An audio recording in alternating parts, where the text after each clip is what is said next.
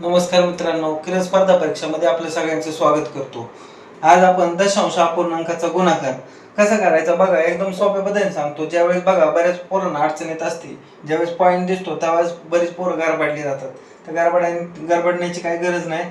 तर बघा एकदम सोप्या पद्धतीने सांगतो, आधी पॉईंटचा विचार करायचा नाही, हाय अशा संख्यांचा गुणाकार करून टाकायचा। मग बघा इथं 4 आहेत, 7 आहेत, 9 आहेत आणि 3 आहेत। 9 त्रिक 27, 7 चौक 28, याचा गुणाकार करा। 8 7 56, 4 5, 8 2 16, 16 आणि 5 किती होते तर 21, 7 2 14, चला 1 2 2 4 आणि 5, 6 4 आणि 5, 5 आणि 2 7, 756, 756।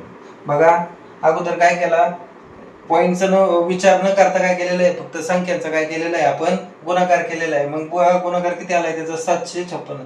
आता पॉईंटचा विचार करा। आता पॉईंटचा विचार करत असताना बघा पॉईंटच्या नंतरची घरं मोजायची, 1 2 3 4 5 6, टोटल 6 घर आहेत। म्हणजे 6 घर आपल्याला डावीकडे सरकवायचे। आता 6 घर डावीकडे सरकवायचे आहेत, ऑलरेडी इथं 3 घर आहेत, अजून 3 म्हणजे जिथं कमी पडत असेल तिथं शून्य वाढवायचा, 1 2 3। कंप्लीट पॉईंट नंतर 6 घर झाली पाहिजेत, कारण वरती किती आहेत पॉईंट नंतर 6 घर आहेत। आता बघा 3 आणि 3 किती झाले, 6 पॉईंट। तर अशा पद्धतीने याचं उत्तर आलेलं आहे।